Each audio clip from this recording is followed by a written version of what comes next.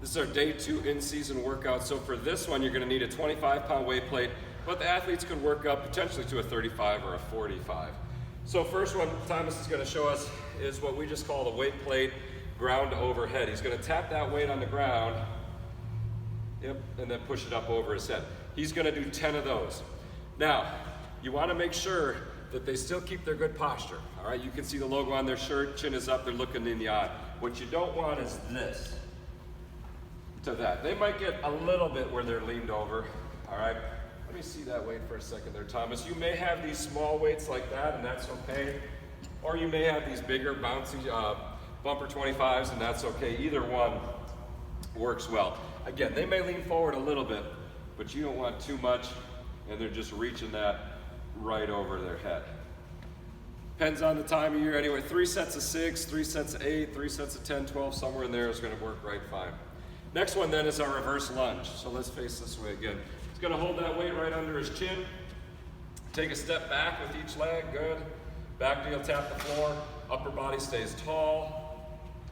Same thing, depending on where you are in season, you can do as low as 4, as many as 8. I wouldn't do much more than 8 though. Upper body stays tall, back knee taps.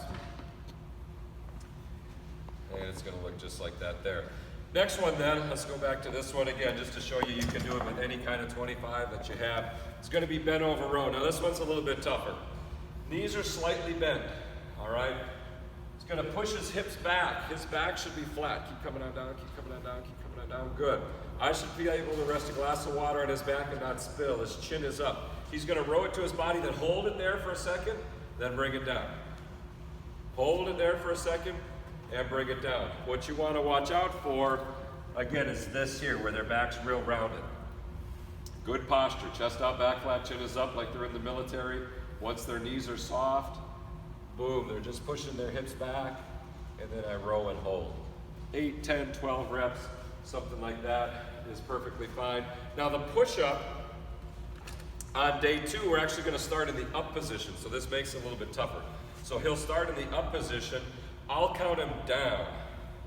Good, chest touches the ground, then comes back. So now instead of resting on the floor, you're actually resting in this position where you're working down.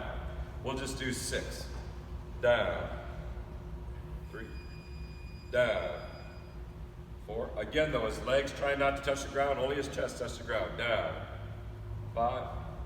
Down. 6.